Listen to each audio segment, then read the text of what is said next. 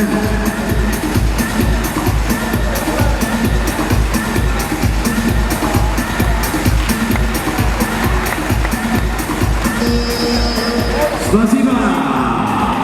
The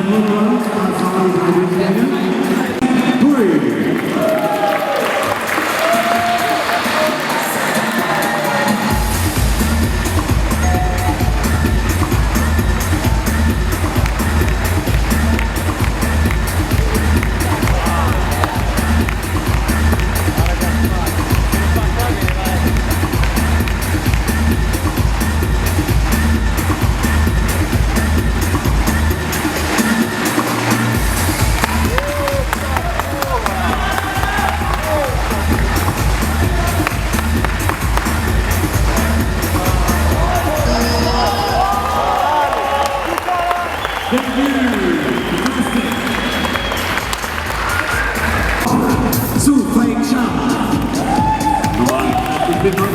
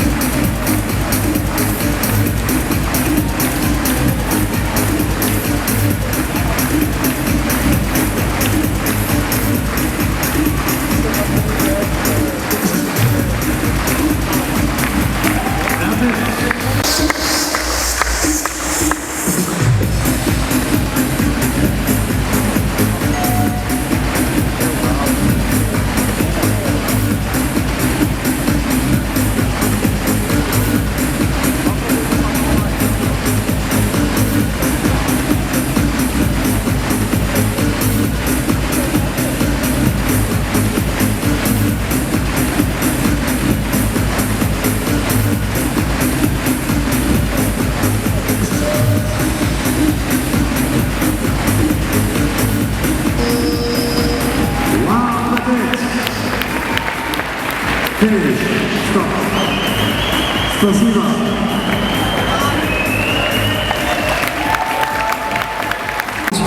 The old numbers, the old votings. You see, it was so close. Hungry, you ready? Come on, Richard. Referee, over to you. Come on, Richard. Come on! All the way, mate. All the way. Come on, Richard. Cross the line. Turn round. Come on, Richard. All the way. Come on, Hastings. Come on, we need to get behind these guys. Come on. Come on, Richard. Head up. Aim for the line. Come on, this is what you've been training for. Come on, Richard. Aim for these guys.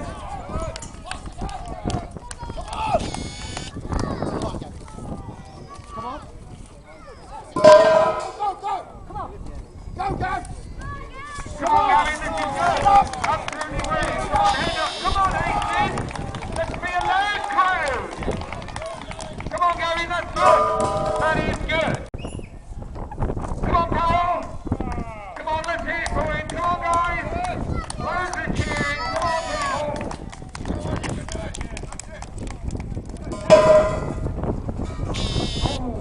people. Come on, Paul. Bring it up. Come on, Paul. Come on, Paul. Keep your head up. Come on, mate. You can do it. No.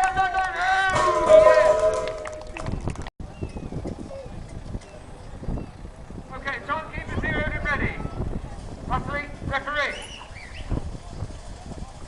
Come on then, Hastings. Let's hear it for Carl.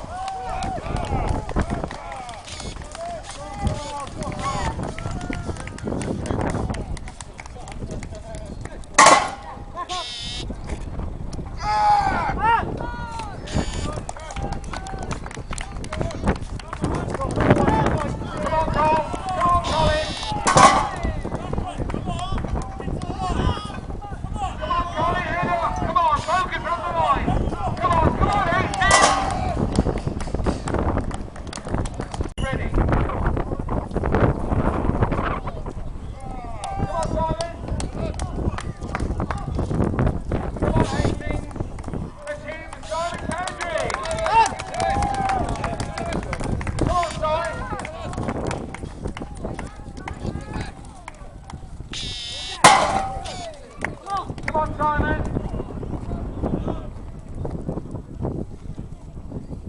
Come on!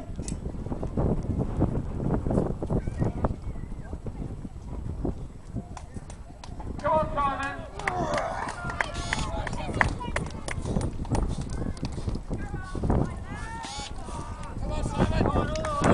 on, Simon. Come on, 18. Come on, Simon. Come on, 18. Come on, Paul.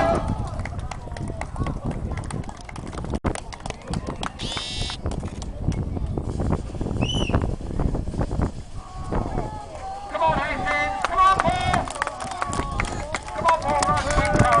Come on, Paul. Come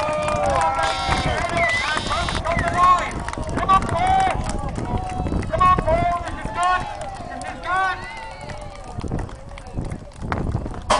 2 minutes to go, baby.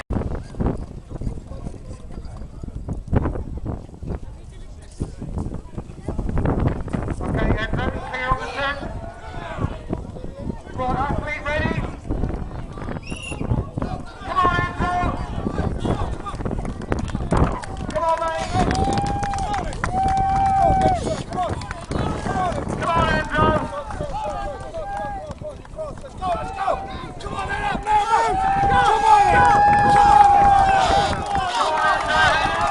into the line. Come on. Come on, every second counts. Come on, Enzo.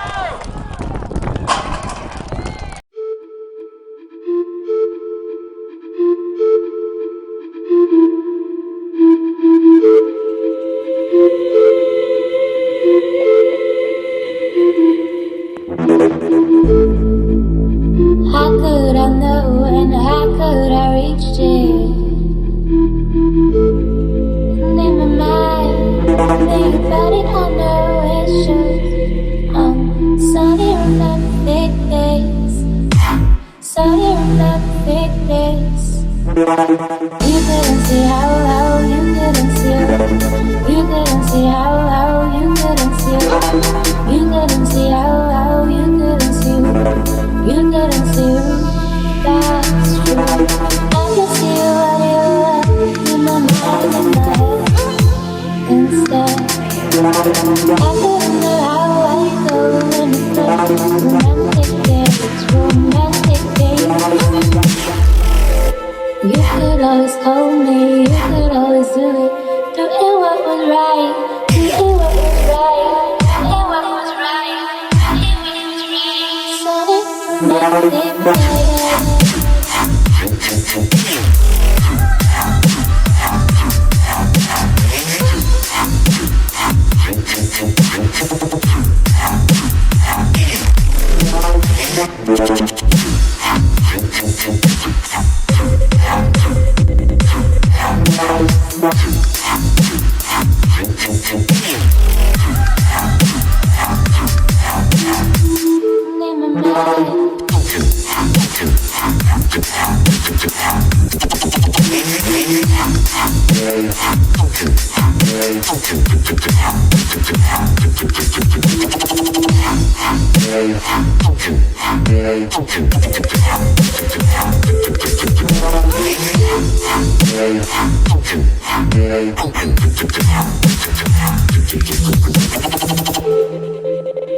How could I know and how could I reach it?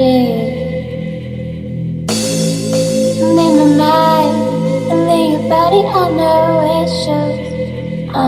Sunny romantic days.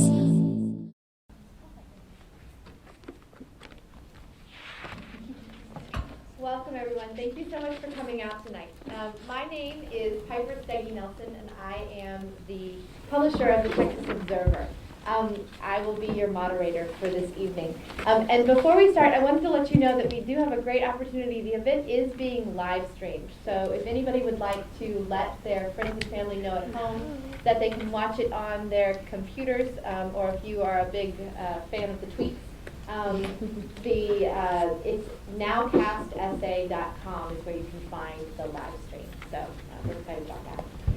Again, thank you all so much for coming out for what we think is a very, very important conversation. The genesis of this conversation is that we held a similar conversation in Austin a month and a half ago, and the response was just overwhelming. Not only in terms of people saying, "Oh, I want to be there," but then that evening, the outpouring of emotion and information was just great. And we realized that we needed to have this conversation in other parts of the state. Austin is not the only city in Texas. And so we're here in San Antonio, and we'll get to Houston at some point in the coming months. What I'm going to do tonight is tell you just a little bit about the Observer, a tiny bit about what we've been doing on women's health. I'm then going to introduce this incredible panel that we have and let each of them speak for about 10 minutes on their particular area of expertise. I'm going to ask them a couple of questions, and then we're going to get your questions. So as you're listening to their remarks, I encourage you to be thinking about what it is you'd like to hear from them. As I mentioned, I'm the publisher of the Texas Observer. We've been around since 1954, 60 years of telling the untold stories of Texas. We are unapologetic investigative reporting into the issues that the mainstream media is either not reporting or underreporting. We pride ourselves on telling stories that are often ignored by other media outlets.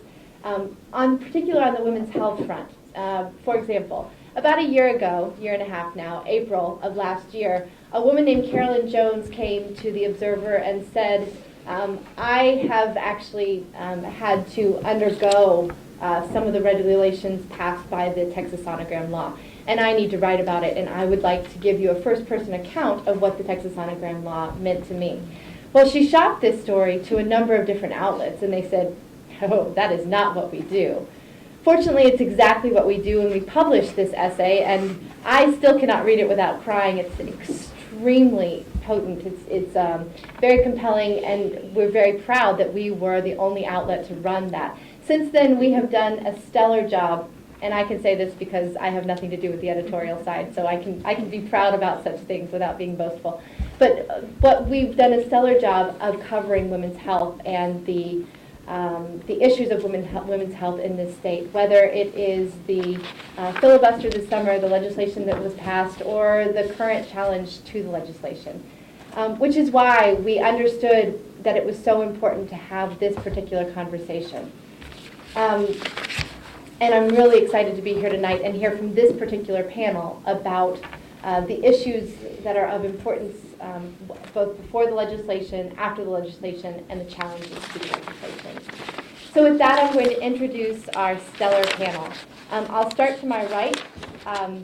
Fatima Gifford is the Director of Marketing and Public Relations for Whole Women's Health, and she's going to tell you a little bit about what Whole Women's Health is. She's worked in the marketing and advertising industry for over 11 years. She's new to reproductive health care and joined Whole Women's Health family in March of 2013 when she recognized the need for more women to speak up and share their voices and encourage others within their community to join the fight for their own reproductive health care. Prior to that, she developed and managed national marketing, advertising, and public relations campaigns for the Army National Guard as the marketing manager for over 8 years. So we welcome Fatima. To her right, we have Jeffrey Hans, the president and CEO of Planned Parenthood South Texas Trust of South Texas. Born and raised in San Antonio, he has 25 years of experience with family planning organizations, including 20 years at Planned Parenthood. He began there in 1994 as the director of education, then became vice president for client services, and since 1999 has served as president and CEO of Planned Parenthood Trust of South Texas. His work and civic interests have long centered on healthcare, the needs of the poor, the environment, and social justice concerns. Personal interests and hobbies include reading, gardening, food and wine, fitness, and nutrition. He comes from a large family and is a proud uncle to 6 nieces and nephews. Thank you. Welcome. And finally, the woman who probably needs no introduction, Senator Leticia Van de Putte, is your representative, your senator in the Texas Senate. She is a practicing pharmacist since 1980, representing a large portion of San Antonio and Bexar County. A former 5-term state representative, she is representative of the Texas State District 26 since 1999. From 2003 until 2011, she served as the chair of the Texas Senate Democratic Caucus. I look forward to hearing from her specifically about this legislative session and her role in the session. But I should note that after this 2013 legislative session, she was named to Texas Monthly's 10 Best Legislators list. Welcome, Senator. Thank you for being here. And with that, I'm going to turn it over to, actually, I'm going to start, if it's okay with you all, I'm going to start on the other end. Senator, would you be willing to start by telling us a little bit about what happened this summer, what it was like being there, and sort of the legislative process? Thank you very much, and thank you to the Observer, and it is a joy to join these great people on the panel here, and I want to thank University Health Systems, and particularly Teresa de la Haya, who made this space available to us. You know, when the legislature meets, it's always contentious. And this legislative session, the regular session, was really no different, except that we had a few more resources.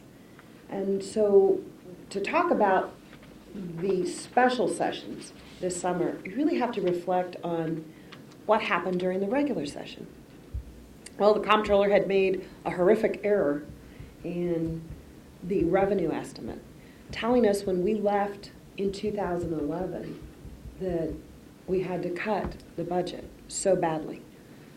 When we came back in January of 2013, not only had it been miscalculated, but we found out that we had $8 billion more, which meant that we never had to cut things like public education by $5.4 billion, or the women's health program, and the horrific cuts of 2011. So there was an outcry to restore some of the precious programs that we had lost and fortify those that we knew that we could do better, like mental health. And so for the most part, operating under the regular rules of the House and the regular rules of the Senate, the legislature stuck to its core mission: doing a budget, schools, criminal justice, health and human services, water, utilities, I mean, the whole gamut. And we were pretty successful. Sure, we fought hard and we had disagreements, but at the end of the day, we focused on the important business of the people of the state. Now, bills were filed that affected women's health and health care. There were all sorts of bills filed. Anti-immigrant, some very toxic subjects. But in the Senate's 2/3 rule, which says that 2/3 of the senators need to approve to bring a measure before the entire Senate, with the Democrats having 12 seats in that 31-seat body, we were able to contain many of those toxic measures. Special session, all bets are off. The normal rules don't apply. So think about it, those of you from San Antonio, think about the San Antonio Spurs and us going through the regular season. We have 4 quarters, you have so many fouls and you're ejected, there's a 20-point shot clock, and everybody knows those rules. So then when we get to the playoffs, what if when the Spurs win the final game, they go, no, we're going to go by a different set of rules. Well, that's kind of special session, where the 2/3 rule is not in play, where it is very difficult for those in the minority to have a voice. And that's where the bills affecting women's health came up. We've never seen so much activity at the Capitol. Hundreds and even thousands of people showed up to testify, both in the House on the Senate side. So much that they didn't even know what to do with the people, particularly those who were in opposition.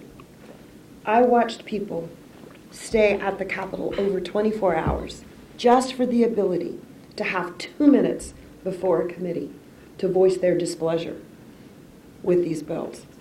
People as far away as California and New York and Minnesota saw online that these people were in waiting to testify, and they just started ordering pizzas to be delivered because there were no food outlets, because the cafeteria closes at 4 o'clock, and they couldn't lose their place in line. I mean, we saw a tremendous amount of activism. The House did a tremendous job of getting the bill to the floor, and really the bill that was quite controversial was the one that was wrapped up all in one, that had to do with all of the women's health, the regulations on abortion facilities, on abortion providers, and the time frames. It was really very difficult to see. But we knew that people were left without their voice. They didn't get a chance to testify. And so on the 21st, which was the Friday and Saturday of June, and I think the 22nd, we knew that the House was going to have it on the floor. And if the House did a really good job of making sure that bill was deliberated and amendments, and some members tried to fix things, that if it got to the Senate on a Monday or Tuesday, that we would be in filibuster territory. Now, the Senate tradition is to allow any senator to filibuster. Many of my Senate colleagues offered to filibuster, including many of our male colleagues. But when it came down to it, we knew that it would have to be a woman, because they weren't listening to most of the women who came to the Capitol. And my father was killed in a traffic accident on that Friday. And as I left the Capitol, I let Kirk Watson know that Wendy would have to do it. Now, we didn't know if Wendy was going to be able to filibuster, because again, if the House started that bill on Saturday and it got to the Senate, how can you filibuster for 3 days? It was an amazing time and a very hurtful time for our family, as my dad was really healthy and he was killed in a horrific traffic accident. We were still grieving over the loss of our infant grandson, whom we lost in May. He would have been almost 6 months, and he just didn't wake up one morning. So I asked Lieutenant Governor David Dewhurst in a formal letter to please give me an hour and a half notice to return to the Capitol, should we take any important vote or process. And he said he would. Well, my dad's rosary was set for Monday night, the 24th, at 7 o'clock. And the Lieutenant Governor called for the vote to be on Monday night at 7 o'clock. And many of the story that people don't know is that they were going to try to move the calendar, because the bill was not eligible until 11 o'clock on Tuesday. We knew Wendy could filibuster from 11 o'clock to midnight. But having her filibuster for 31 hours would have been very difficult. Even someone with Wendy's strength and stamina. So when I asked the Lieutenant Governor if he would give me that notice, and he did, and I said, this is the exact time of my father's rosary. Well, it was decided it was much too important to pass this bill. And so I got in the car and headed to Austin. My colleagues, in particular Senator Eddie Lucio from the Valley, who was, by the way, for the bill, and a group of senators who were for the bill and were against, went to the Lieutenant Governor and asked if that was not fair, that they would have the votes to start the debate then. But they realized that was the wrong thing to do. For 3 of them who petitioned the Lieutenant Governor, I had been with them and their families when they lost their moms or dads. I mean, the Senate is a really close body. There's only 31 of us, and we celebrate mainly grandbabies, right? Because we're an older body. And so they went to the Lieutenant Governor and said that if Leticia wasn't here, that they would not show up.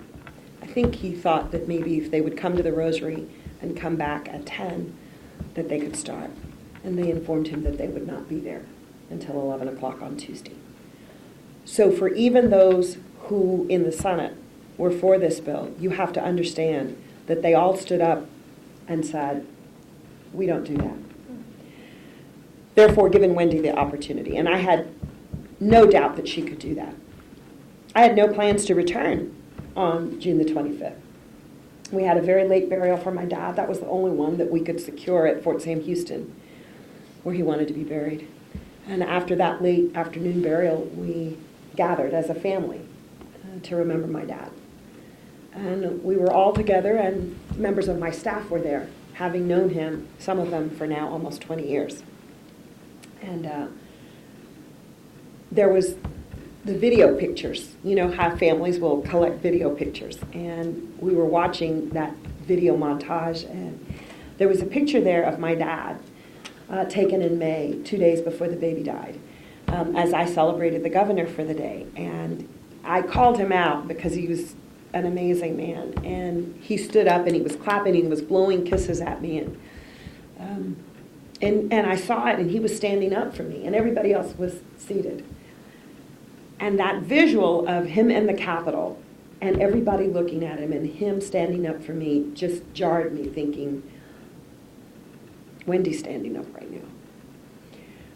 A few minutes after that, my chief of staff approached me and he said, I don't want to bother you with this, but they just called Senator Davis on the second point of order. The debate rules are that if you're called on 3 successful points of orders, then the filibuster is ended. And normally you can do all sorts of things during a filibuster. People will give you candy, sip you a little water. Not so with Wendy. She couldn't move. She couldn't touch her desk. There was no sip of water. She had to stay perfectly on topic. And the first point of order was called by someone because she had the audacity to say Roe v. Wade, and they said that Roe v. Wade wasn't germane to the subject of the bill. Second point of order was when Senator Ellis was holding this back brace that she was trying to put on, and they said he was assisting her. And I told my chief of staff, what are they doing? And he says they've decided to watch in 30-minute segments. One senator to watch everything Senator Davis does, so that if she touched her desk, that would be it. And the other senator to hear every word she said, so she was perfectly on topic. And he said, boss, they're going to get her. And I said, I have to go, because I thought maybe if I go and she sees me, it'll give her some strength, right? And I said, but by now it's like almost 8:30 at night. And I said, I don't think I can get there in time. My chief said, DPS is waiting for you outside. They knew I would go. So when I got there, I really had no emotional energy. It was nothing. And we had no idea that people were watching online, by the way. Throughout the thing, the Senate, the members of the Senate, we had no idea. We knew of the thousands of people there. And as I drove up, I was driven up, I was met by a dear friend who almost collapsed when she saw me because she didn't think I would be there. And I said, I'm not, but I think if she sees me. And I went in and I just had no energy, nothing. I was at the bottom of my well, and I couldn't go on the floor because I was really too emotional. And in the members' lounge, I was greeted by the women of the House. Symphonia Thompson, Jessica Farrar, Anna Bettis, Donna Howard, Ruth Jones McClendon, and they comforted me and they said, you're here, it'll be fine.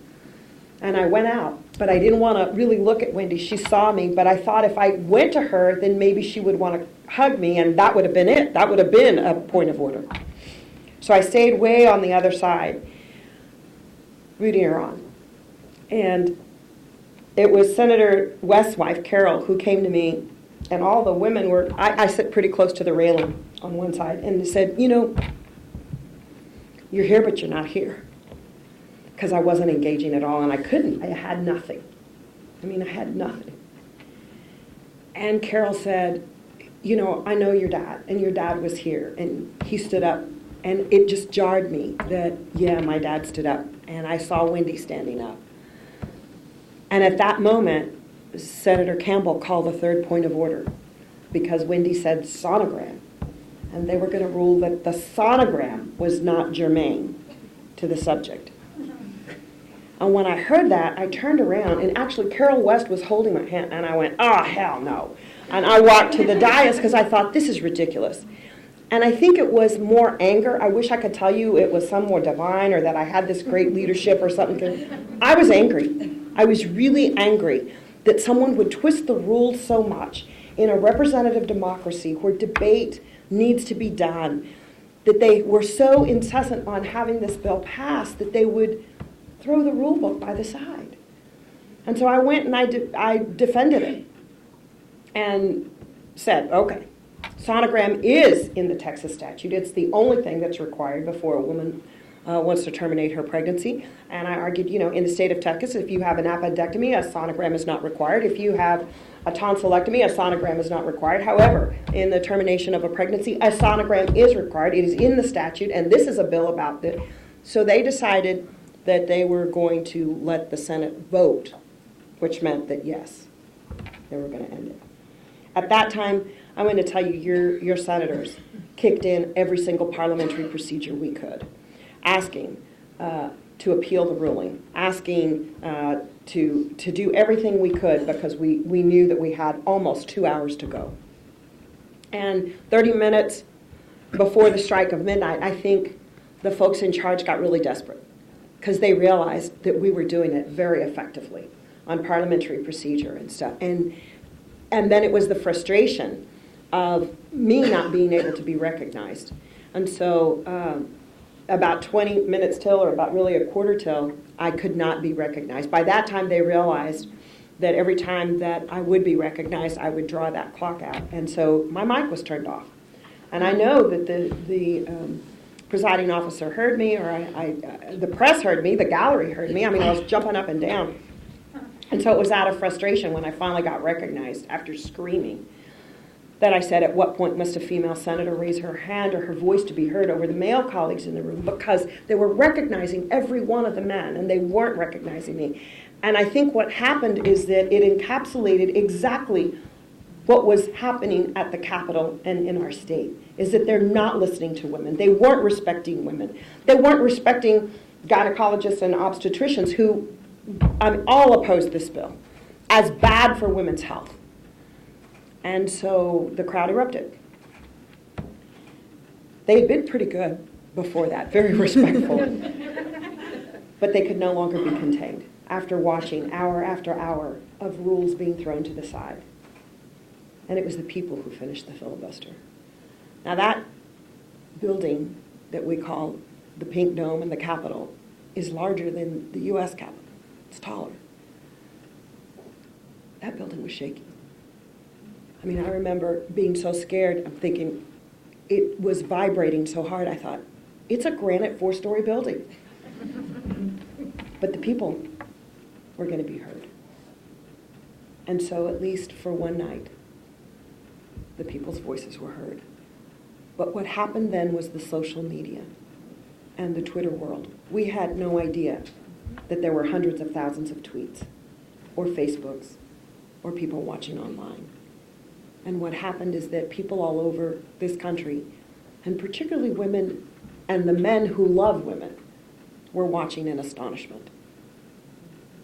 Mark your calendar, June 25th, 2013. It was the turning point, because women had just had enough. Thanks.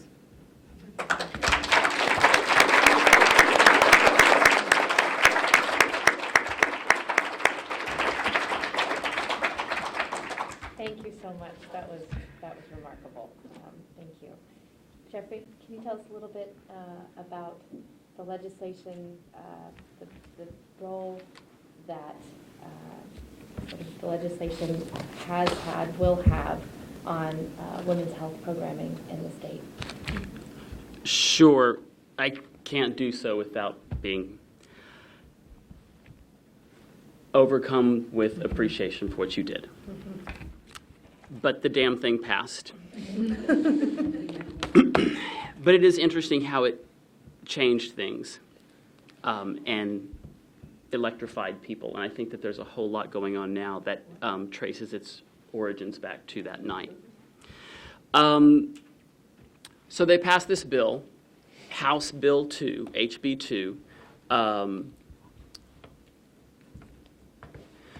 Fatima was in Austin earlier today, where it's being heard in the lawsuit challenging it is being heard in Judge Yeakel's court. We don't know what will happen with the judge's ruling exactly, which way this is going to go, but whichever way he goes, this thing is going to go to the Fifth Circuit Court. And there are four main provisions of this bill that that constitute its efforts to change and dramatically reduce the availability of abortion care in the state of Texas. Those four things are, the bill requires that all physicians who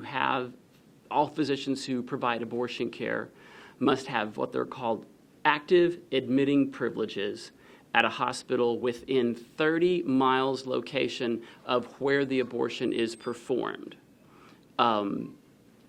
We got to remember, Texas is big and remote, and there are just lots of places where you can drive 30 miles 10 times and not pass one hospital. So we have to just think about the practicalities of this. Requirement number 2 is that medication abortion, which is performed using 2 medications. One, the brand name is called Mifeprex, and then the second medication given is called misoprostol. Those 2 medications, when given together, can effectively end a pregnancy in the earliest stages of gestation. Well, the law is going to change what you can and can't do with the prescribing, dosage, timing, and administration of those medications, forcing physicians to follow a protocol for those drugs that is outdated and is not supported by current evidence-based best practices.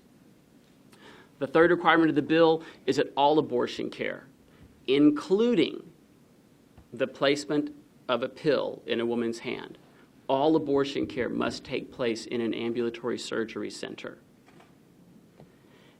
And the fourth main element of the bill is an outright ban on all abortion care beyond 20 weeks gestation. Now, I want to take a couple of minutes just to point out what this actually means and what it does. Because there's some of this stuff, I was reading the coverage in the paper while people like Senator Vanderpute are up there heroically doing what she's doing, and I'm thinking, there are a lot of people who are going to read about this who are going to say, well, now, wait a minute, this doesn't seem out of step. Doctors admitting privileges at hospitals, well, don't doctors have admitting privileges at hospitals? And, using medications according to, an FDA approval system and the label of use. There's a lot of things that, you would say, well, this seems like, shouldn't we be supporting this? Well, let's pick this apart a little bit. On the 20-week ban, so very few abortion procedures happen that late in pregnancy that we all just have to pause and realize that people who are seeking abortion care at that time are doing so in the midst of circumstances that would break your heart. To think that someone who at some point in pregnancy results from amniocentesis, genetic information, an accident, something happens where a pregnancy that was wanted and planned for, a nursery that already has furniture bought for it, and now someone is faced with terrible information about a pregnancy gone horribly wrong, and the family has next to no time to grieve and think about what might be best in light of what might need to happen so that this family, its mother, its existing children might move forward in a way that that family believes is best and strongest for its future. One thing to think about with this, and I won't go through every example, but there's a whole lot we should all try to keep learning about this 20-week ban. You can't start cancer therapy while you're pregnant. So if you are pregnant and then there is a diagnosis of cancer, a woman who is pregnant has to decide, do I continue this pregnancy and delay the beginning of my cancer treatment until after I've delivered? Or do I end this pregnancy and start cancer treatment as soon as possible? And what do I think, as the woman, as the mother, what do I think is best for me, my spouse, and my existing children? And I just don't see how an action or decision and law of government can come in and make a decision that would say what is best all the time. These are, after 20 weeks gestation, these are all very, very unique and tragic situations. And I think we're just going to simply have to trust the woman to be the moral agent to determine what's best for her and her family. The ambulatory surgery center requirement. Planned Parenthood in San Antonio provides abortion care only in the first trimester of pregnancy. After 13 and a half or so weeks of pregnancy, we don't provide abortion care.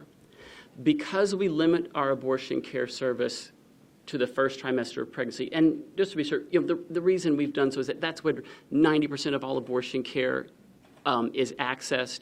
That's when women need the service. The overwhelming majority of women are early in pregnancy, so that's what we've been doing. So early in pregnancy, the kinds of things that are required to be in existence at a surgery center are never going to be used by Planned Parenthood in San Antonio when providing first trimester abortion care. So we will establish an ambulatory surgery center so that we can continue providing abortion care to women who choose to end their pregnancies. But in the meetings I'm having with the architect about the floor plan and laying this out, the architect is telling me things that we need to have, and I keep trying to say we don't need them. And the architect says, no, well, I've designed like 40 of these surgery centers. And I said, okay, well, I don't need, and this aspect of it is required. And so do you want, like an operating room? Do you want like 3, 5 of them? I said, 1. It's like, well, why 1? Because we're never going to use it. No one will go in there.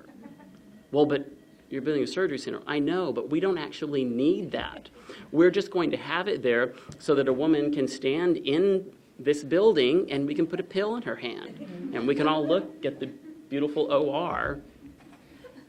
Okay. And now that's a little overstated because then what if abortion care evaporates in Texas and more women are driving from all over 4, 5, 7, 9 hours away driving to find abortion care in San Antonio because all the places close to them have closed. And because they've all closed, it took her longer to get here. And because it took her longer to get here, because she had to save more money, because it got more expensive, now it is later in pregnancy. And maybe we will need to start helping people beyond the first trimester. But these are actual women whose lives are going to be changed very much by all of this. I'll give you one story of what's already happened. So there was a Planned Parenthood Health Center in San Angelo, Texas, that was providing abortion care with mifepristone, just the medication, the Mifeprex. So only up to the first few weeks of pregnancy, about 8.5, 9 weeks. Well, they closed because they lost their family planning funding 2 years ago.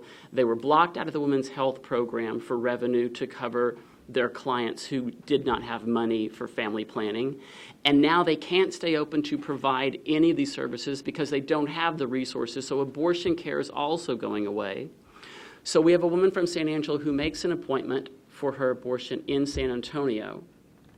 And on the day of her appointment, we get a phone call from the bus station in San Antonio. She's there. She has an appointment at our clinic. Well, she didn't understand exactly how much the bus ticket was going to cost. And then she didn't understand how expensive a cab could be because it's all in the same city and can't believe the cab's going to be this much to go from the bus station to Planned Parenthood's facility. And I don't have enough money for all this then, and then I won't be able to pay for everything. And we just said, stop talking.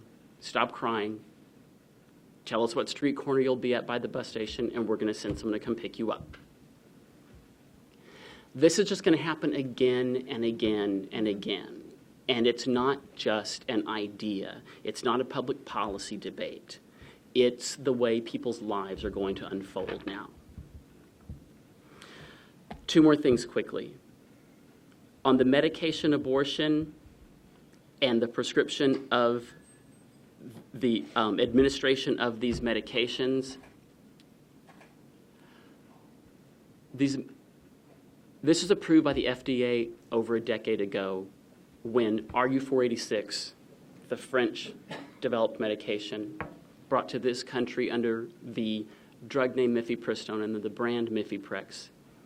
This was approved about 13 years ago when there was no practical use of it to fall back on. After over a decade of this use, there's just a much better evidence-based protocol on how to use the medication.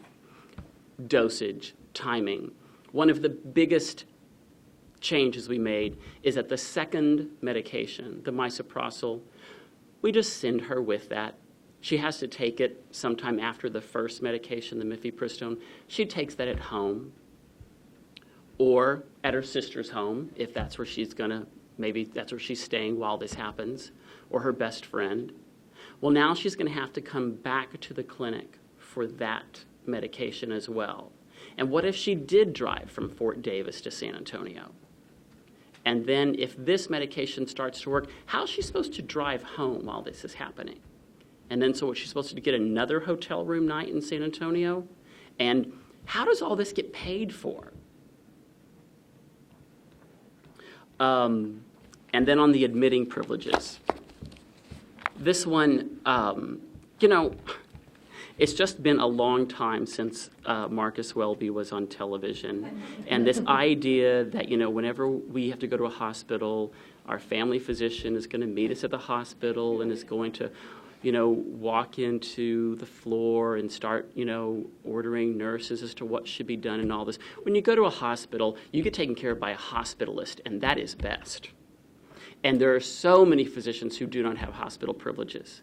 Hospital privileges are also based on the number of procedures and surgeries you bring to that hospital, the number of patients that you admit to that hospital. Well, if you're doing, as what we do at Planned Parenthood in San Antonio, first trimester abortion care that's very, very safe, well, we're not, bless you, we're not admitting all of these patients. We don't have all of this acute aftercare. It's not like a lot of our patients are ending up at a hospital at all to speak of. So no, our physicians don't have a lot of admissions. So why would they?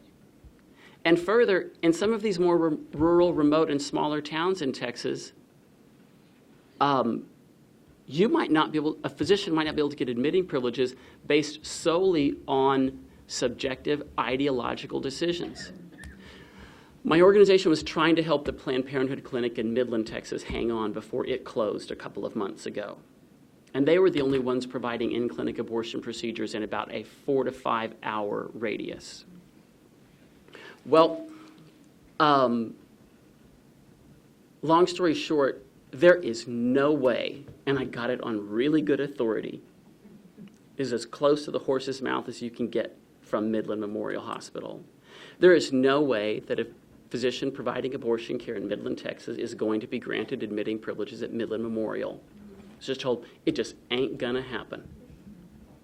So even if you raised the money, the $3 to $5 million for an ambulatory surgery center, and you built it in Midland, and you agreed to these ridiculous restrictions on medication abortion, and even if you found a doctor who would come out there and provide, that doctor's not going to get admitting privileges at Midland Memorial Hospital, and that's the only hospital within 30 miles anyway. So it's set up to shut all of this down.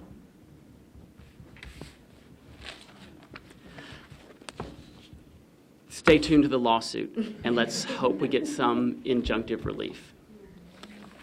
And with that, we'll turn to Fatima. Sorry, one moment before I turn to Fatima. Here at the fabulous Texas Diabetes Institute, which thank you, Senator, for reminding me. Thank you so much for hosting us. This is a glorious location for this event. I do need to note that there's a car in the parking lot with its lights on. It's a Toyota Camry, beige in color, Texas license plate 495YWB.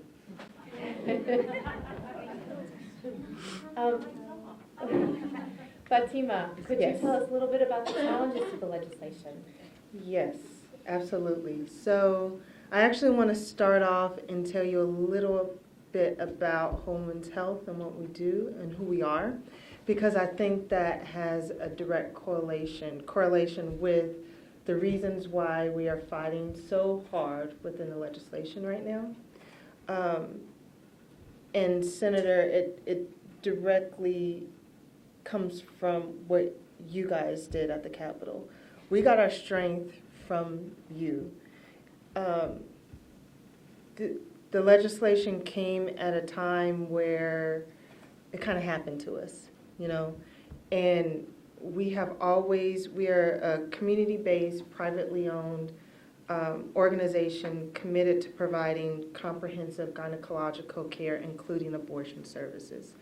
We have 6 clinics within the state. One of them is an ambulatory surgical center right here in San Antonio. And it is our philosophy that the woman is always in the center of her healthcare decisions, hands down. We believe in holistic care.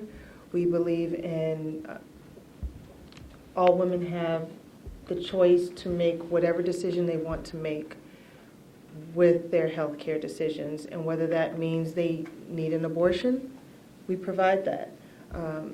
We have a full spectrum. Jeffrey was talking about that they provide abortion services during the first trimester. However, we go all the way to about 24 weeks. And we service women, we provide services for women who, unfortunately, they want this pregnancy. Everything has gone right, and then they find out there's some healthcare decision. There's something that happened, and then something that happened bad. And it's either, you know, their health in jeopardy, or they have to terminate their pregnancy. So we provide services for that maternal fetal medicine patient here in San Antonio, and we're one of few that do that within the state. And, you know, when the legislation happened, and we were completely deflated, because this is what we've done. This is what we've always done.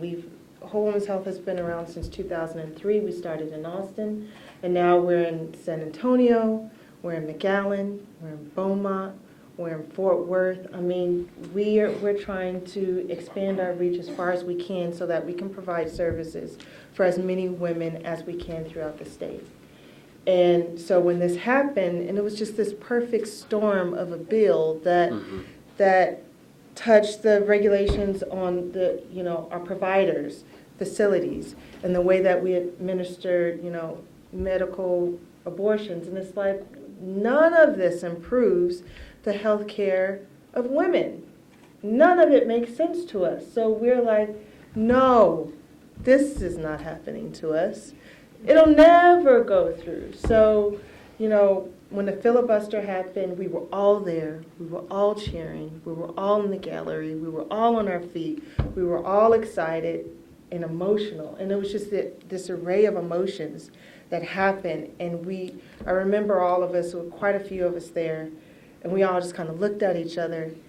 We all in our orange shirts, exhausted, because we had been there day in and day out.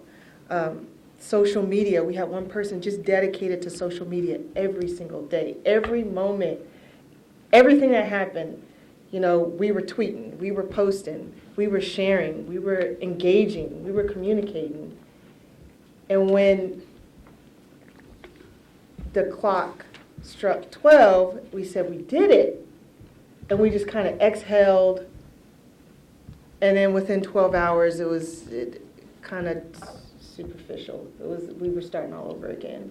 So we realized that at that point, this probably was going to happen. HB2 was going to go through. We were going to have to figure out a way to comply because there's no other option for us but to be able to provide compassionate abortion care for the women within Texas. And it's simply because HB2 does not take away the need for abortion. It just doesn't. Even though access is going to be scarce, women are still going to need abortions because that's what they want. That's their choice. And it's their prerogative. And it's always been our philosophy to operate as such. So we all put our thinking caps on and said, how are we going to be able to provide these services and be whole women's health and treat women holistically throughout the state without closing? And then you see all of the regulations that Jeffrey talked about, and it's like, how do you comply with an ambulatory surgical center regulate? Who has that type of revenue in order to remain open? It doesn't make sense to increase a woman's visit to 4 visits just to get a pill in her hand and then to go home. None of it made sense to us. So we wanted to harness that momentum that we got from our heroes at the Capitol, and we took it and we said we're going to fight legally because that's what we're supposed to do. Because no one else is going to do it for us, we have to do it. So we are one of the plaintiffs, along with Planned Parenthood, a number of other providers, and actually yesterday and today have been in federal court given testimony. Home Women's Health was fortunate to have 2 people, Amy Hackstrom Miller, who would have been here today, but she was fighting at the courthouse today, testifying, and Andrea Ferrigno, who's our corporate vice president, she also testified today. And there were 2 other physicians and 1 demographer out of University of Texas that testified yesterday. So, it was very, very interesting. We were really, really nervous. We got there yesterday. We were like, we're ready. The uncertainty of how the state were going to react to us was nerve-wracking in itself because we weren't sure. When we see them come in and it's all men. Of course. It's all men, and there were one female.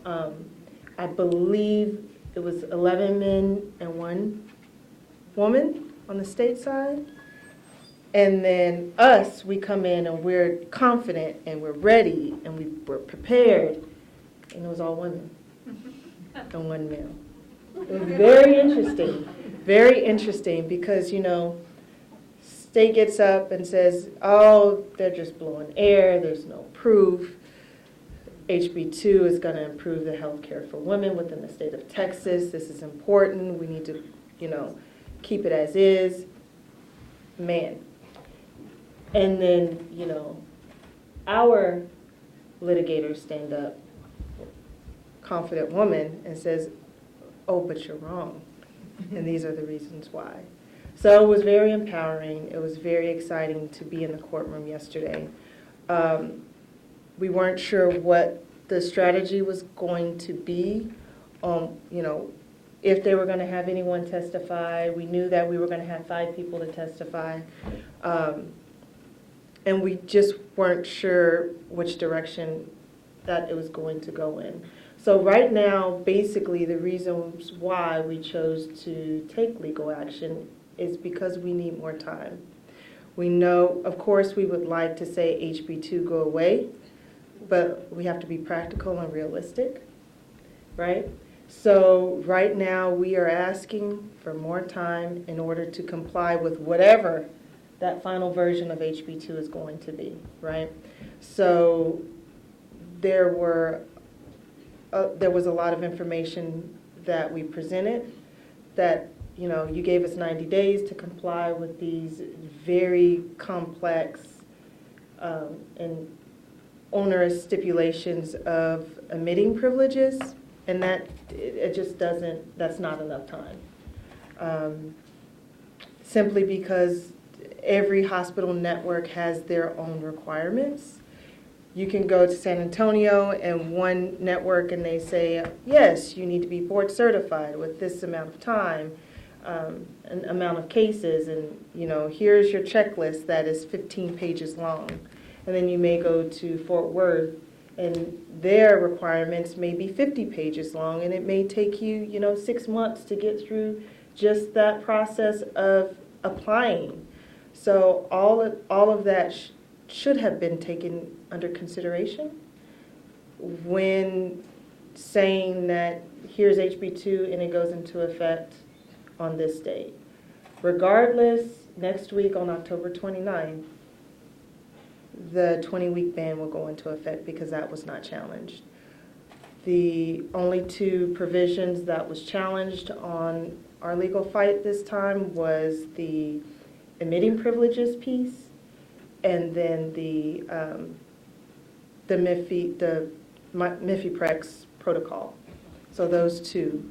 And it was simply because of exactly what Jeffrey was talking about earlier, is that there was a small population that is directly affected with procedures over 20 weeks, so you kind of had to weigh out each provision. So we looked at the admitting privileges part. We also looked at the medical abortion piece. We put that together. Once we get through this legal fight, then there will probably be a separate separate legal action at looking at the ASC piece, because that doesn't go into effect until 2014, September of 2014. So this is kind of going in some legal phases for us right now. So that directly affects Whole Women's Health here in San Antonio, our ambulatory surgical center, because we see numerous cases for women who are faced with, health issues. Their pregnancy is not going in the right direction. So we are getting a lot of calls currently right now from women who are terrified, because I just found out yesterday that my child has a genetic disorder and I am 22 weeks. So is this something that I have to do today? And the answer has to be, unfortunately, yes. Unfortunately, yes. You'll have to see us as soon as possible, because after October 29th, we can't help you. Yeah, we can't help you. And that's devastating for us, because we've always been in the forefront, speaking to women, helping women however we can, with transportation, with funding options, with holding their hands when they need us to hold their hands. Where we'll be your escort, we will give you information. If it's talking to you for the next 3 hours, just so that you understand the process and this is the option that's best for you and your family, that's always been us and that's always been our philosophy. But HB2 has gotten in the way of that, and that's something that's hard for us to understand. That's something hard for us to actually say, okay, that is going to get in the way of the way that we at Whole Women's Health provide services for women. So in a nutshell, that is some of the legal stuff that's going on right now. Amy Hackster-Miller was last to testify today. They've heard all of the testimony. Tomorrow they will hear closing remarks, and then we just kind of have to wait on the judge to rule, fingers crossed. So, of course, he'll have to do that ruling before October 29th. So, and there's no way to know which way it's going to go, if we're going to get that injunction or not. We either get it, and it buys us more time for it to comply with, the admitting privileges part, and then the way we administer medical medications for abortions, or he doesn't, and this perfect storm of the anti-abortion regulations go into place, and it directly affects every single provider in the state and all the women, right? So it's yet to be seen who will remain open if it does not go in our direction. Thank you. Thank you all very much. I'm looking forward to getting your questions in just a moment. As you're thinking about your questions, I just have one question for the panelists. You've each mentioned sort of where we are now in terms of a larger movement that seems to have started this summer. And so I wanted to hear from you all what the activism that you saw, Senator, at the Capitol this summer, what it has led to, and sort of what the changes are in both the pro-choice and the pro-life movements since things went down at the Texas Capitol this summer. And I would love to hear from each of you if you have thoughts on it, starting with the Senator, please. Well, things will never be the same. It was the first case where the social media and the live stream really created this engagement. And usually when people have a taste of how they can affect public policy, they kind of like it. I mean, they understand. Now, anger is a really potent motivator. And it was, I think, the anger at not being heard, at not listening to the Academy or the College of Obstetricians and Gynecologists who were vehemently against this bill. And it also was extremely surprising, but I think for me, the whole nomenclature, I never thought about the terminology and choice. And when women make a choice, it's, okay, we make a choice. Are we going to have the pumpkin latte, or are we going to have the, caramel macchiato? We make a choice. Are we going to do this, or are we going to do that? What I realized this summer was that it's not a choice. It is a very serious, heart-wrenching decision that women go through. And that, so I've kind of referred to it now as this decision, that it is this decision-making of women that's at stake. I've heard from women who told me that they were watching, but it was more about a woman standing up. And what I said, that it struck a chord. But it wasn't particularly for them, it wasn't about women's health.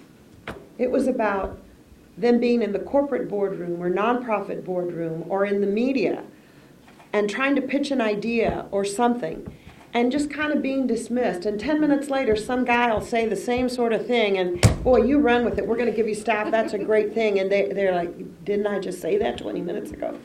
Or the woman who told me, and she was in her 80s, she said, I was so smart in school. She said, but they never called on the girls. She said, all the time I raised my hands, and they always called on the little boy. Or the 60-year-old who told me, I was so tired of them sending me the newest little MBA to come train in the company. And I trained him, and when that time came up for the next promotion, I knew I had the credentials. I was the one that was there, and I had trained everybody, and guess who got the promotion? She says, I've trained 5 of my bosses. So for women, this was not just about the disrespect they had on this particular bill about women's health. It was about, didn't we fight this 40 years ago? Right. Haven't we been through this already? And it was on top of Governor Perry vetoing the women's equal pay for equal work. That, he vetoed our Texas Lilly Ledbetter bill. It was, what? You don't want equal pay for equal work? So it was about the disrespect of what is it going to take? And for that, The only thing that I can tell you is that I have never seen women of all ages and all income brackets really engaged. And it isn't, and it's not just Texas women. It's because these sort of policies are making their way through state legislatures all over the country. Some more successful than others, but none as rigid, really as rigid as ours. We tried.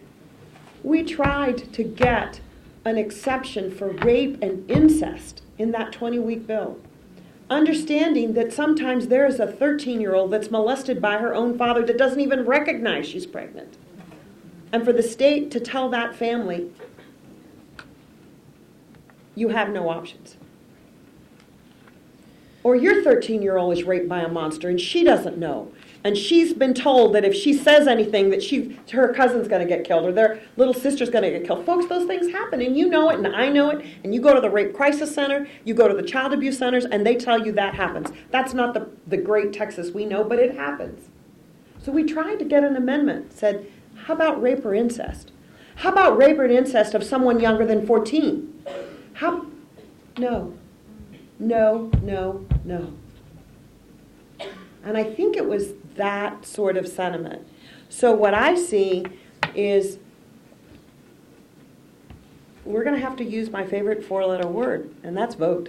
If women really want to, and I think what's really maybe not as surprising is the young women who've never known it any other way, and then all of a sudden they're going, what?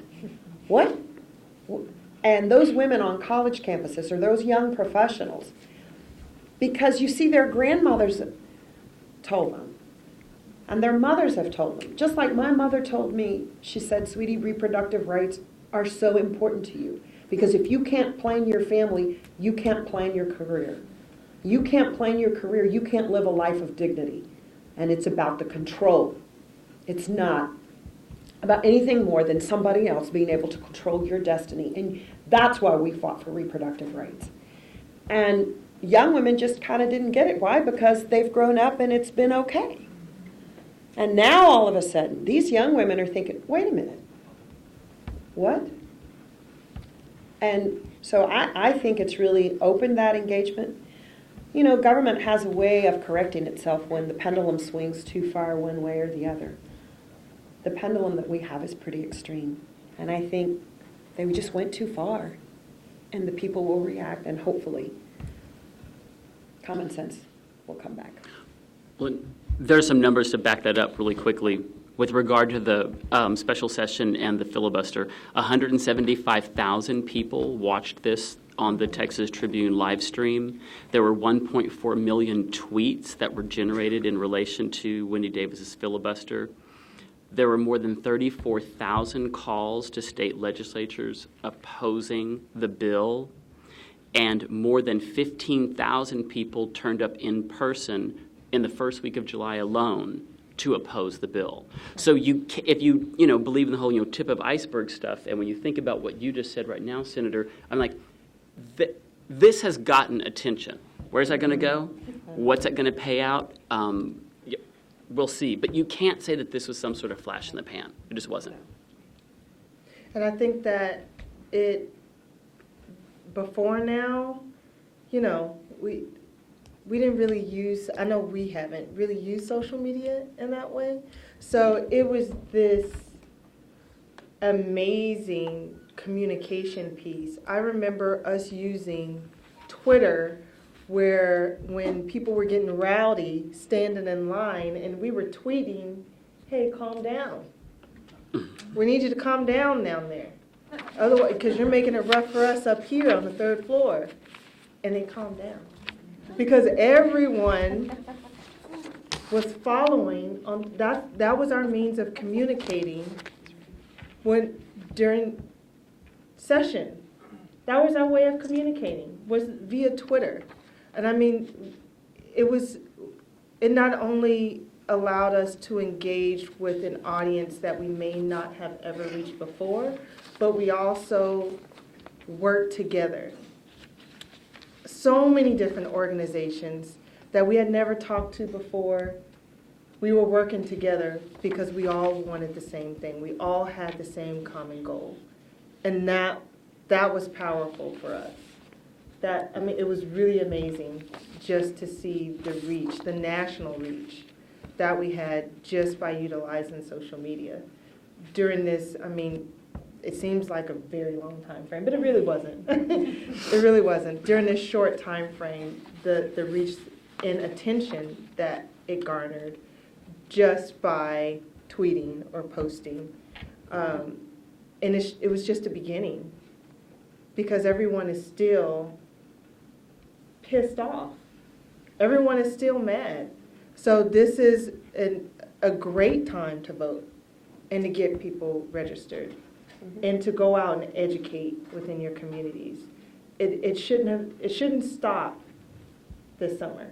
It shouldn't have stopped. We have to keep going. We have to keep educating. We have to get the people out that are passing these ridiculous laws. And that's important. That's important for all of us. No matter what stance we're on, we have to encourage everyone to vote. That's important. Thank you. My colleague Chrissy is actually going to bring a microphone around to those of you who might have questions. Is there a first question out there? Oh, that was an immediate hand over there. Okay, one of the things that I need a list of names, because it wasn't until Lobby Day that I found out about Dr. Donna Campbell, who I could have murdered her. I would. And I need is some kind of a list you guys get together and say, we suggest the following people, because, you guys are in this all the time. But I just found out that it was Lionel Larson who did the bill about the ultrasound. So we need your information. We need you guys to say, here's a great list of people for you to help. I think that there are a lot of, I know that there's I'm looking for. Toppy. Oh. Yes. So, Patricia. Oh, no, there she is. Patricia Rodriguez is the political director of our PAC. And so she is someone who, if you want to know those things, you're going to want to make sure that you give her your email address so that she starts sending you her voter guide, voter information stuff. Because as a 501c3 organization, of course, I'm not going to get involved in electoral politics, but just happen to know that that's what her job is. And y'all don't have to contact me. I'm good. I'm good. You don't have to contact me. That's awesome. But I wanted to share that there's so much misinformation, and it's very important for us to correct the misinformation. Now, part of the way that strategies are successful politically is to give out the misinformation. But some of the blunders that the folks who promoted this bill were just atrocious. The House sponsor of the bill, when the House members tried to also get an exception for those who were sexually assaulted or victims of rape, the House sponsor stood up and said, well, pregnancies do not occur as a result of rape. Oh, no, you know why? She said because they go to the hospital and they have rape kits to clean you out. That's right. So, understanding that, and people went, oh yeah, that's right. Oh, these are the people voting on it. And you're saying, no, a rape kit is for forensic DNA purposes. There's no way, I'm sorry, once those little sperms get in there,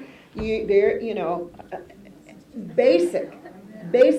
Or when we were debating the sonogram bill, and they thought it was like the jelly on the belly. And I was trying to talk to my colleagues, and they said, well, Leticia, if a woman doesn't want to hear that, they can get up. And I said, excuse me? They said, if they don't want to, they can get up. And I said, have you ever been in the stirrups with your knees like this and a wand inside? And they said, what do you mean a wand? I said, it is a vaginal sonogram.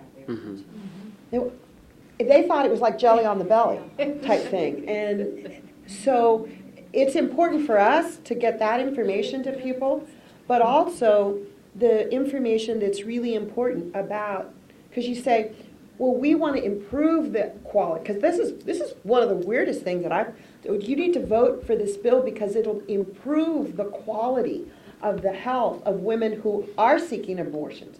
And it's an improvement so that they can have safe procedures, because we'll have them in ambulatory care center. And I said, well, what part of taking a pill is a surgery? You know, I don't know. But my favorite one is on your ambulatory surgical, do they have to have men's lockers and men's dressing rooms and men's stuff? I just don't know many men that have vaginas. Some that wish they did, but I don't know. You know, some of the things are just, you think, why? So we're not operating from a basis of, I'm sorry, I probably shouldn't say that, of common sense. And so the regulations are just somewhat absurd, but it was, and then people who believe it, or, you know, I had folks that said, well, what's, 20 weeks, that's for a long. And I tried to explain to them, and I said, I don't think most women wake up at 20 weeks pregnant and say, I'll go get one today. I forgot. I just forgot. For 20 weeks, I forgot. I'll just go do it today. I said, what do you think? I said, when that happens, it's really tragic. Less than a half of 1%. So like 0.5% are after 20 weeks. It's something horrible has gone on. And so it's just, I can't tell you how important it is to get out the correct information. Because all of you in this room have a circle of influence with people that are your neighbors or that are at work or in other organizations. And it's really important for you to explain to them, hey, this was in an effort to really, now, I don't question people's motives because it is what it is. But I do question when they ignore the best evidence and the science, or they won't accept an amendment for rape or incest of a child. When they understand that they put into law a medication regimen and timing that is now considered detrimental to the woman's health. It's not been the protocol for the last decade. So get that information out. And then I'll be quiet. The woman in the green sweater right there. And then we'll go to red and we'll go to back. Thanks. I'm pretty loud. Great, so, wonderful.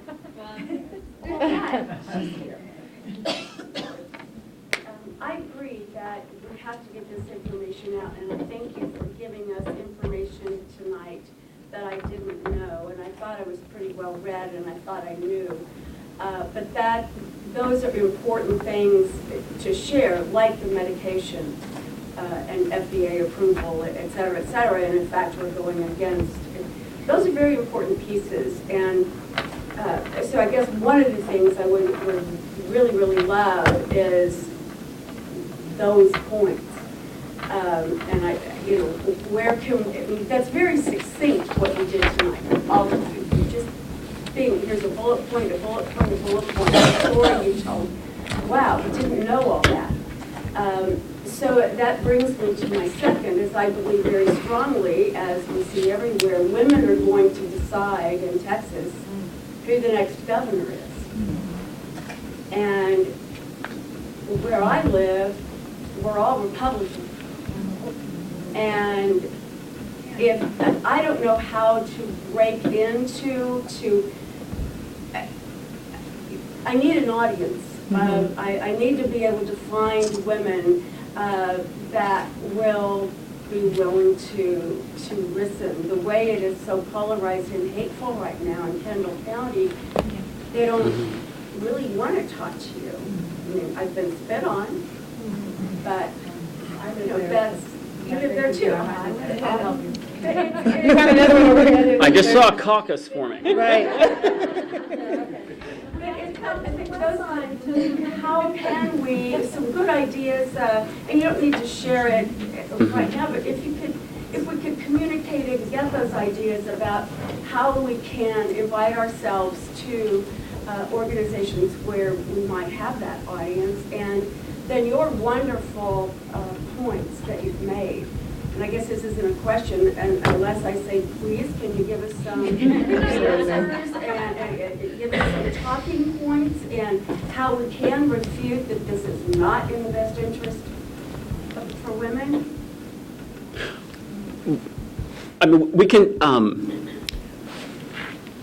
we're putting together our list of what this means and trying to distill it down to, here's the things we're going to have to do. And I think that's something that we can make something available that could be shared, and we could even put up on our website at Planned Parenthood. Another little piece of something, instead of, learning things that those of us who read the paper and thought we knew what this bill involved. Here's something that never got any attention. It's a tiny little thing, but it really goes to this point of, so the lawmakers who are pushing this bill, so this is about improving women's health and improving the quality of the health care that is provided when a woman gets abortion. Well, something, we have an abortion facility license at Planned Parenthood right now, not a surgical center. And so I get an unscheduled, unannounced license audit visit every year. Once I become a surgery center, I'll get a visit once every 3 to 6 years.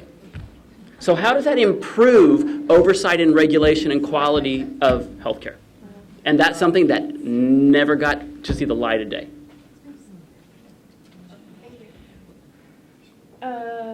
Yes, Red, right here. Thanks. I don't need it, I'm loud too. Bearing in mind that what most of us here already know, and that is the override is not after abortion per se, that's ancillary. They're after birth control. And I think it's important that we understand this. And piggybacking on what this woman just brought up, there's that discomfort of trying to talk with people who are, middle class and above, who are fairly well off, who simply don't get it. But how do we talk? How do we start the conversation? Because it's got to happen with women of color and women who live just above or at or below the poverty line, and get them because they come from typically conservative, socially conservative groups, right? We've got, hiccup. We've got to learn how to talk to these people, and we've got to start the conversation. We've got to start it now. And we need your help on that. And there is an organization out of Atlanta that I know called Sister Song. Yes. And we need to do some training all around. Agreed. And how to talk about this. So we talk a lot about this at Home Women's Health simply because people like to be around like-minded folks. We all know that's just how the way we engage and communicate with one another. And it's really, really, really important to identify and foster those relationships with, whether it's community organizations, whether it is just a small coalition or whatever, a group of women in a certain area that that everyone is going to listen to, right? So I think that is the first step, identifying who they are. For instance, if you came to my neighborhood in South Austin, no one would listen to you. Right. If I went to my neighborhood in South Austin and started speaking, they would listen to me because it's like that mirror, right? Sucks. I understand it, I get it, but I just need you to listen. That's what it all boils down to, right? So it's really, really important to go out there and expand your reach. Like we got really excited about it, everyone who came to the Capitol, and thousands of women from all over, not just Texas, other states as well. But those are the same people that keep coming to, all of our events. What about everyone else? What about the other 13 million women within the state? What about the women in the Valley? How about my girls in Beaumont? Like, what about everyone else who did not go to the Capitol and still are oblivious to what is going on in their own state? It doesn't make sense to me. It probably doesn't make sense to you, but we've already identified that it's an issue and that we have to go out and communicate with our women. So for me, it's a real passion because I didn't realize it was that bad until I was having this random conversation with a parent at my son's football team. And she thought abortion was illegal. And I mean, this is recent, like very recent. And I was like, what are you talking about? You know where I work, right? Just ask me. And she completely was trying to school me, the misinformation, trying to school me on how abortion is illegal. So I spent the rest of my son's football game explaining to her, no, and like throwing my cards out. No, it's not illegal. This is what happened. This is what you kind of saw on television because you really weren't paying attention. But it was all of this, and it's not ignorance. It's not.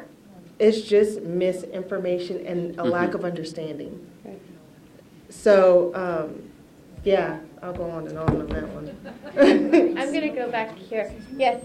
I had actually a question and a comment, and it was for you, ma'am. Yes, ma'am. First of all, my question is, was the judge who's hearing our case, was that judge, did he run for office or was he politically appointed? And if he ran for office, with which party does he align himself? I actually don't know the answer He's to a that. federal judge. He He's was federal. appointed by, he is a Republican who was appointed by Reagan. You answered my question. Well, actually not, because he had heard one of our cases before, and he came down squarely with Women's Health on a Thank God he prior doesn't case. himself. The Yes. Constitution of the United States of America. Yes. Okay, my other comment is, the Senator Vanderkeet alluded to this earlier when she said the most important four-letter word is vote. Now I'm addressing all of my fellow married women, divorced women, and professional women in this group. Because there are certain legislators, and yes, I apologize for the fact that I live in Senator Campbell's area too. There are certain legislators, of course, in our state who are trying to control every facet of women's lives. Every facet, including our vote. I registered to vote when I was 18 years old. Norma Susan Gutierrez. 4 years later, I got married. And for the past 42 years, I have voted using Norma Susan Gutierrez. My husband doesn't give a damn which name I used to vote for. With. The state of Texas does. My ID, my legal Texas ID, that is my married name. Norma Gutierrez Maldonado. I believe, as the law states, I believe that they are substantially similar. You will hear about me when they toss me out if I go vote. And I'm not allowed to vote. I will not have the state of Texas tell me if I can vote using my maiden name or my married name. If my husband doesn't care, why should the state? Check your ID. Was there a question up here? I have a couple of comments. One is, present legislator excluded. Legislators are allowed to lie and not be tried in a court of law. They do it all the time. One of them is this man, Dan Patrick from Houston, who proposed this lousy sonogram law.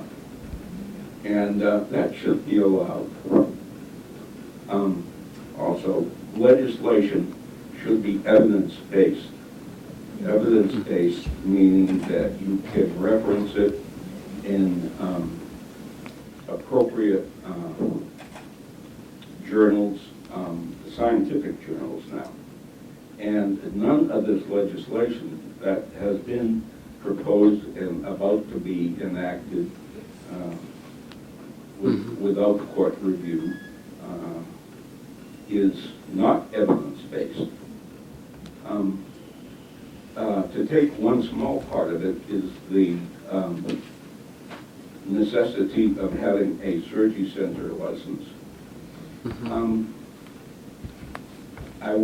I had the privilege, or you wouldn't call it a privilege, it was a curse, I guess, to be involved in that 20 years ago when the health department, which is the appropriate place to argue those things,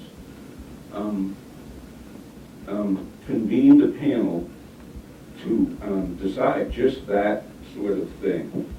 And the panel had a number of sides to it, the sort of antis and the pros, and as much of the staff of the health department.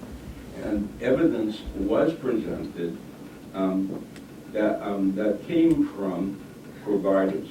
And at that time, there was much evidence in the literature, and all of the abortion procedures at the time that were performed were found to be safe in all of the facilities that ordinarily provide all of the abortion procedures except very close to term. That was the evidence that terminated that discussion. And now here we are. Some legislator decided that that was going to be good. I don't know which one of the well-informed legislators proposed that. Was it Patrick or somebody else? So that's sort of what we're faced with. Legislators lying and not being called to task about it. Thank you. Thank you. I practiced obstetrics and gynecology for some 50 years almost. Last 10 of them were teaching residents, medical students, and people involved in education. And they were taught that their decisions needed to be based on evidence. And that's what our legislators should be making their decisions on. One more brief comment. You folks are right. The way in which our legislators will be influenced is through women, but it has to be very young women. Yes. Because they do not understand what it was like before Roe versus Wade. I saw it. I was involved in treating them. Yes. And it was not pleasant. Thank you so much. I just want to tell you that so thankful to you. My daughter, Nicole, is a practicing OBGYN here in San Antonio. And, you know, all through this debate, she said, "Oh, Mama, is that really going to happen?" And she said, "My professors would talk to us about what would happen." And she said, "And so if this passes, because women who are desperate and who don't have the money will resort back to what happened before Roe v. Wade." And she said, "Mama, I know they have told me that I'm going to have to operate on a young woman who's come in with septic shock. And I know that, or it's a perforated internal organ." And she said, "We heard horror stories like this from our professors who said this is what will happen." And she said, actually, she's going, and her partner and her the two female OBGYNs that work on the south side, they actually are going to a seminar because she said, "We're not trained on these sort of things." She says, "Now, they tell me you're going to have to perform hysterectomies on 23-year-olds. And she said, "It's going to come to that." And so I've got to tell you, the whole, from the medical profession side, that's why they have been with all of you and us in trying to get that evidence out there for women.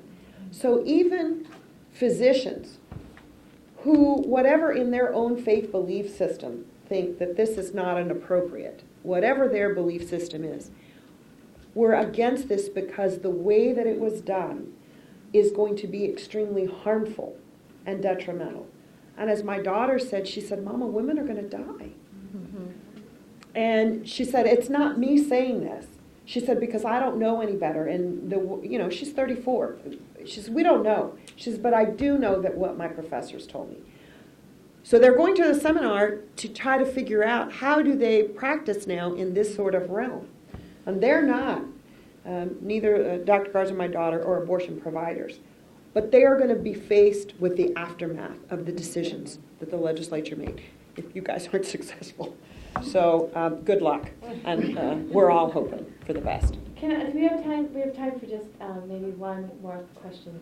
Maybe in the back there.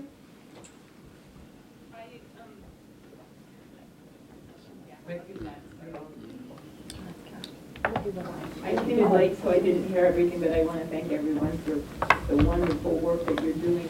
I do a lot of work with environmental justice and climate justice issues, and they're tied together.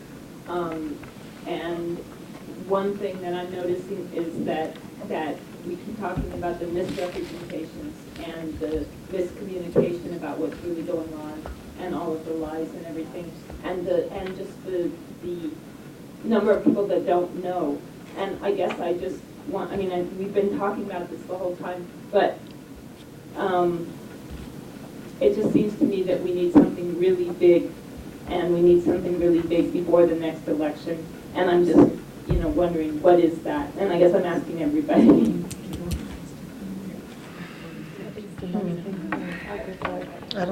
I guess part of what it is the amount of money that's being spent. That I wanted to say, the amount of money that's being spent. This is not just by accident that people don't understand. This is billions of dollars. The Keystone Pipeline, it's billions of dollars being spent to make that happen, and billions that the people that are spending that will get out of that. And at the same time, it's going to destroy the earth. And the same thing is happening here. Women's lives are at stake. So I don't want to be so sober and end on a bad note like that, but I want to energize us somehow. Thank you. I think there's one last question right here. Do you mind just standing? Thank you. Okay, my name is Rebecca Trevino, and those Kendall County people think they're bad off, wait till you come to Atascosa County. But I actually have a question for any of y'all. How do you deal with Catholic Great regime? I know that our Pope has said you deal with love, don't focus on anything else. Yes.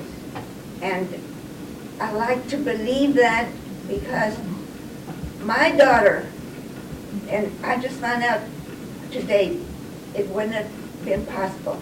At the age of 14, she was raped at gunpoint. And I like to believe, I don't believe in abortion until then. And then I saw if the life of the child or the life of my daughter. And you know what? I got an abortion, but I hear that it's not possible anymore. Is that correct? No, abortion will remain legal, but there will be very few places that will be able to provide it because this law will make it very expensive.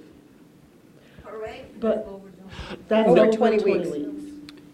Yeah, over 20 weeks. So let's say you have a 14-year-old daughter and she finds out she's 7 weeks pregnant, she'll still be able to have an abortion at one of the few facilities throughout the state. Because I was ready to break the law, and I'm gonna start it. But that comment that you're making right now is very relevant, and I think all women feel that way. They're ready to do whatever they have to do in order to get the service that they that they need, that they feel that they need. So if it means having an unsafe procedure, we're going to see a lot more of that, and that's frightening. My initial question is Still on the faith. how do you deal with a Catholic regime?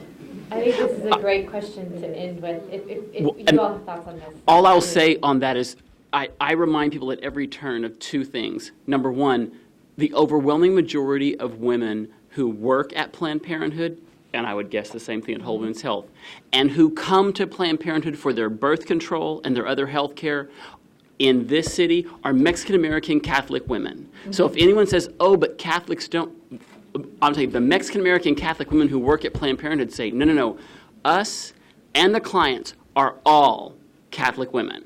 So we have to remind people of that. And then the second thing is I told a reporter once who was asking me about how does Planned Parenthood even able to operate in San Antonio, such a heavily Catholic city. I'm born and raised here. I know the city very well. And I said, and across the street is the original Taco and Donut House, and they put the image of the Virgen de Guadalupe on the sign facing Planned Parenthood. And I said, look, I feel so good having the Virgen de Guadalupe right here with me.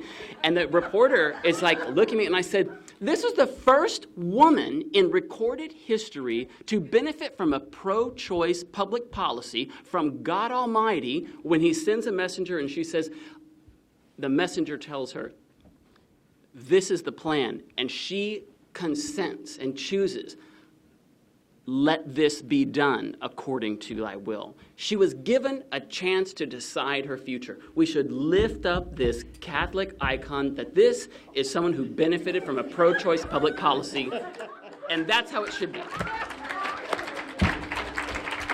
And I like for us, we have a facility in McAllen, which is also very heavy Catholic population, but my only comment would be is that the need for abortion does not discriminate. She's got to make a choice. If their choice is that I need an abortion, they go receive an abortion. It doesn't matter. Like for us, it doesn't matter. We have to lift up the reality of women's lives. Women of all faiths are getting birth control, are seeking this health care, are making decisions about abortion, and we, as much as I think, at the places where we work, we stand for privacy for those women, that they should not have to tell anyone everything about their private life. And then on another side, and I don't know how to reconcile this, that privacy has allowed the individual stories of women's decisions and lives and futures and careers to somehow get hidden in a way that does not attach it to these public policy positions with regard to availability of birth control, availability and access to abortion care. And we have to find a way to maintain the privacy for the individual client and lift up the stories of thousands and thousands of women who have relied upon birth control and legal abortion to plan their families, control their bodies, and plan their futures. Right. I wanted to just briefly talk about your point. I am Roman Catholic. Pete and I got married in 1977, and we'll shortly have our 36th wedding anniversary. Actually, tomorrow. And he's out of town. And we had our first child in May of 1980. And those of you in the room that know me, and there are a bunch of you here, know that, during the 80s, between 1980 and 1989, I had 6 children. I mean, the question they always ask me is, Leticia, what do you do? I mean, all during the 80s. Or, are you still pregnant? Or, I said, no, I had that baby, I'm pregnant again. So, when it was very difficult for me to know that my own faith, I mean, talk about practicing Roman Catholic, 6 kids in 9 years. By choice. My choice. Pete's choice. I don't know what we were thinking, but it was our choice. Try having 4 in college at the same time. But that was my decision. That was our decision. And somehow or another, my duty as a legislator, or to hold up the decisions of the Supreme Court and the Constitution, right? This is women's rights. Is somehow that I shouldn't do that because I'm Catholic or a practicing Catholic. And somehow the discussion that I'm less Christian because my belief system says that I trust my sisters to make those decisions about their own reproductive health. Maybe not the decision that I would make, but it's about the decision. And so when people talk to me, and there have been times when those who are in leadership position in the Catholic Church have called on me about my position on this.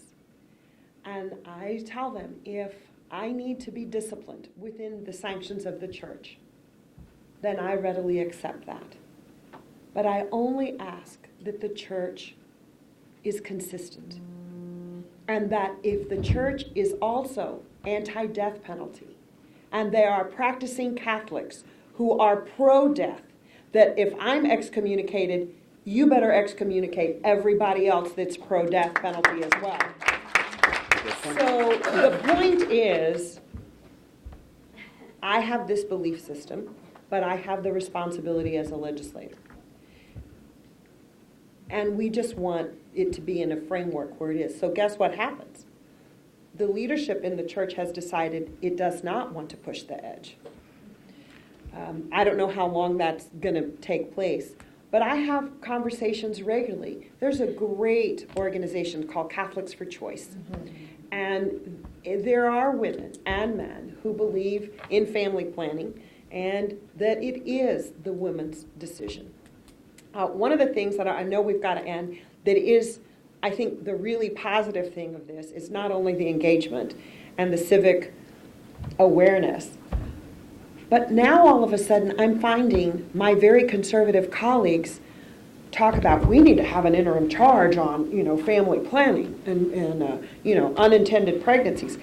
Because the way that you reduce the need for abortions is not by limiting access. It's by making them unnecessary in the first place. And the family planning piece is extremely important. So Texas is the stingiest state, right? Medicaid program, 60 days postpartum, you're out of here. And now the women's health program, decimated. So 60 days after the birth of her baby. And so she can't get that continuum. And the women's health program, and you know the poverty stats. And so now all of a sudden it's, well, maybe we should look. And I said, well, I file that bill every year for the last 4 sessions to extend the Medicaid program and the CHIP to at least 1 year, like other states do. And the other bill that I have that allows teen moms to consent to their own family planning. Because we have this, that teen moms, that teenagers need to, well, and it's a good public policy, right? You want to know when your teenager starts to have sexual relationships. But I know that if you're a parent and your daughter has a baby, you can assume she's had sex at least once. So why would we need the government to tell you that your daughter is actually sexually active? And if she can consent for the medical treatment of her infant, oh no, that's how absurd it is. If she can consent for the treatment and be the sole source of decision for that infant, but still has to take her own parents to go access birth control? And we lead the nation in repeat teen pregnancies? So now all of a sudden my conservative colleague said, Leticia, that bill you have, I think we need to, that might be helpful. Yeah. So if anything, I think that we will have an interim because it's not just Democratic women or independent women. There are a lot of Republican women that are very pro-family planning and spacing a bit and want to be able to have their daughters be able to make those decisions. Whatever is in there, and that's what it's about.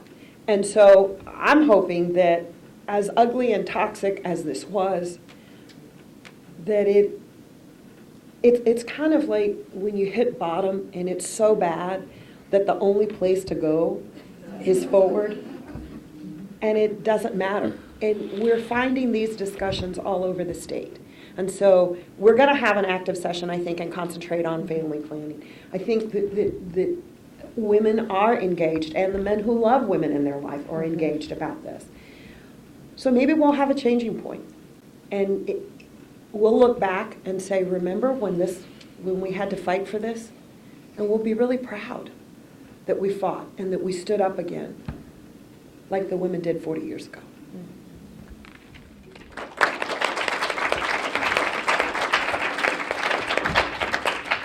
Thank you all. On last Thursday, we had a lunch with Ariana Huffington to benefit the Texas Observer.